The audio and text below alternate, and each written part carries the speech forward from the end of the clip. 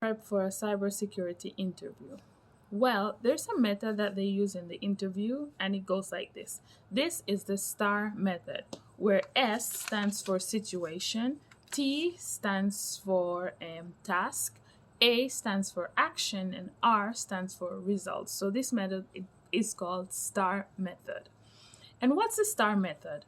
The STAR method is a technique used to answer behavioral and situational interview questions. So there's a lot of psychology that goes on, okay, during the interview, okay, for cybersecurity.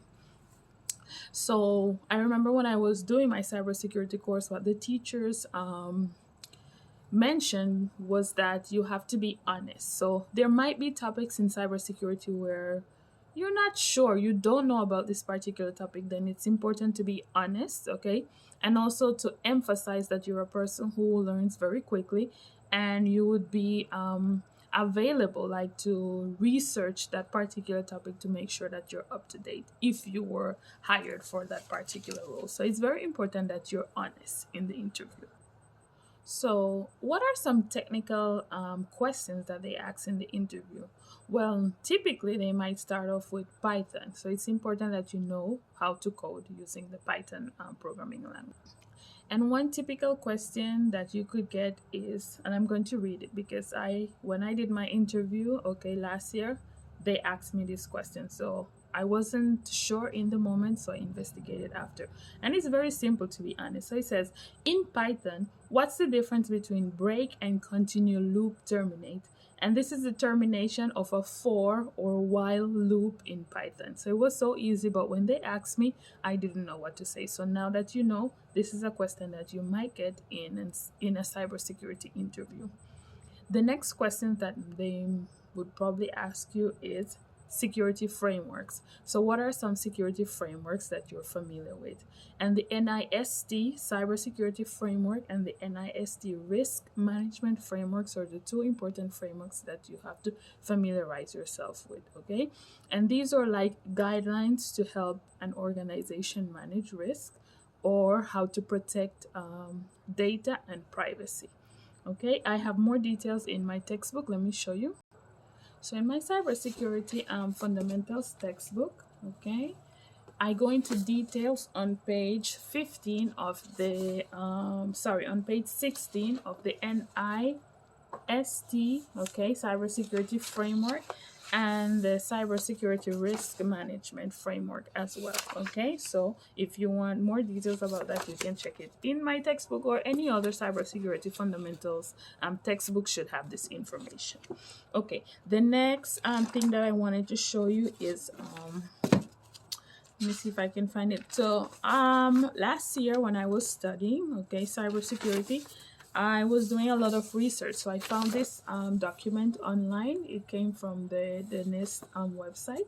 And this is the cybersecurity framework. And it basically tells you like step 1, step 2, step 3, all the way to 5, okay, of how to handle, let's say, a security incident. So the first part is that they recommend that businesses identify, okay? So you have to identify all the assets that you have in the organization. And this could be computers, laptops, printers, everything that is connected to your network. So that's the first thing. You have to be aware of what you have, okay? What could pose like a threat, okay, to your system or to data or to privacy. So it's important to have like a list of all your assets or devices. The next one is protect. How do you protect these devices? So make sure that the computers, okay, the software is up to date. You make sure that the users, okay, or your employees in this case, they have updated passwords. They have very long passwords or passphrases, antivirus software. So you have to make sure that all the devices are protected.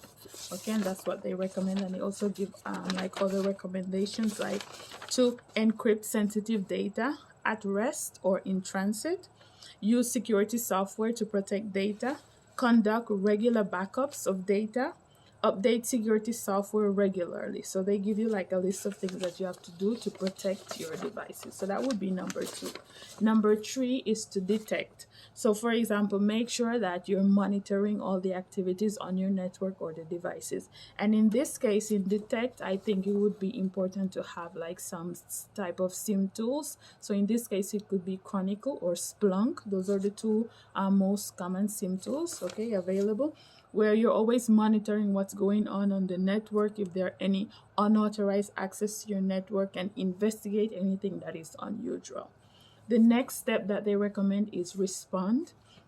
And respond is like notifying customers, employees, and others, okay, whose data is at risk, okay? Because I think, for example, in the European Union, the GDP, yes, states that they have up to 48 hours to tell the customers or whoever's data is at risk, or whoever's data has been like stolen.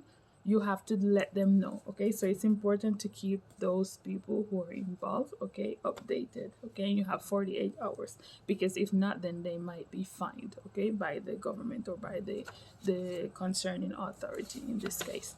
The next one is 5, which is recovery. So here is like repairing and restoring the equipment and parts of the network that were affected. So everything that has to do like cleaning the devices, make sure that there aren't any more malware, or the devices are protected, or that part of the network that was attacked, no, it's like separated from the main network, so to reduce the attack surface. So everything that has to do with recovery, and make sure you're also educating, okay, your employees. So in this case, you would have to give them like a security awareness training, okay, to make sure that they know how to respond, okay, in the next cybersecurity incident, if there were to be any. Okay, so this is the NIST cybersecurity framework information, and you can find this document on their website. I've been using it since last year. I spilled my coffee here, but it has very important information that will help you. Now, going back to the interview question, so you might get a question about the TCP/IP model, which is made up of 2 protocols. So in this case, it's made up of the transmission control protocol, and it's made up of the internet protocol. So they might ask you about this, like, why is this model important? And then you would have to go into details to let them know that it's used to visualize how data is organized and transmitted across the network. And this is also available in my cybersecurity fundamentals textbook. So on page 63, I go into details, okay, of the TCP/IP model. I cannot read all the information now because the video would be too long, but you can get that, and I think in any cybersecurity fundamentals textbook it should be included. The other question that they might ask you is the OSI model. Okay, what is the OSI model? So this is made up of different layers, 7 layers, and it shows you how data passes through the different layers and what happens at each level. Okay, which I also go into more details on page 65 in my cybersecurity fundamentals textbook. So a lot of information, okay, about the OSI model. Perfect. So another question that you might get in the interview is about this different SIEM tools, okay, that they use in cybersecurity. And the most common ones are Splunk and Chronicle from Google. So for example, here on page 45 in the textbook, I go into details about Splunk. But I think the best way to know about these tools is to go on their website and to read all the information. You could create an account just to see what it feels like on the inside, okay, and just practice, play around with the tools, so that if you were to be hired, then you're already familiar with the user interface and how to navigate in these tools. But all of this, you can do it on their website. And the next one is Chronicle, which I also go into details on the other page.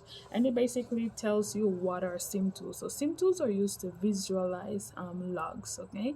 So it's all the log activity on your network. You can visualize it on one, let's say, one panel, one screen. So all the information is there, and it also tells you when like there's an alert, if something is going on your network that you have to investigate. So that's the benefit of having SIEM tools. The next question that you might get is threat, okay?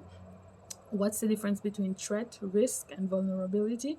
Remember, threat is anything that can cause harm. Risk is anything that can affect the CIA triad, which is the confidentiality, integrity, and availability of data.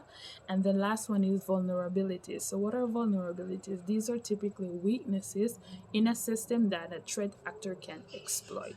So, it's very important that you can differentiate threats, risk, and vulnerability in the interview. Some other questions that are kind of like personal questions in the interview could be, what cybersecurity networks and communities are you actively participating in? And there are many communities on Facebook, so the Facebook groups where they share information. I think I'm in Women in Cybersecurity group on Facebook. There are also many groups on LinkedIn, so I joined them just to see the information, and they provide a lot of updated information or things that are happening in cybersecurity. So it would be a good idea to join those groups. Okay. So in case they ask you in the interview, then you can say, yes, I'm actively participating in Women in Cybersecurity group on Facebook. Okay. And another personal question that they might ask is, what are your career goals for the next 5 years? So you can go into details like to explain what do you expect, okay, from the role, and where do you see yourself in the future. The interview that I did, to be honest, I answered all the fundamental questions correctly, but there was one question that I didn't know how to answer, and it was very difficult. Even after the interview, I went to investigate, and I still cannot explain it, to be honest. So I'm not gonna pretend like I know. And it had to do with the domain system. So they wanted to know like how the domain system function, like what's the process, okay, of the domain name system. And to be honest, I couldn't explain that, because I know, like, for example, when you have a website, you buy a domain. That domain, okay, it's like your how would I say it? It's like your database. So whenever a customer looks for something on Google, then they're calling, no, or they're requesting a particular information, and then the domain service providers, they're in charge of making sure that the information that the customer is requesting from that particular domain address and name, that they can retrieve it. But at the moment, I wasn't able to explain it, and to be honest, I still cannot explain it correctly. So in case you get this question in the interview, then it might be important for you to go a little bit more in detail about the domain name system, so that you're able to answer that question, okay, in the interview. Perfect. I hope this was helpful, and I'll see you on the next video. But before I go, I really recommend that if you're looking for a textbook that is simplified, okay, and that will teach you the basic, like only the necessary things that you need to learn, then I recommend my Cybersecurity Fundamentals textbook. It's available on Amazon, okay? You can buy it and you can get it. I think it includes free shipping, okay? So you can get that also. Perfect. So I will see you on the next video. And remember to always stay cyber smart. Bye.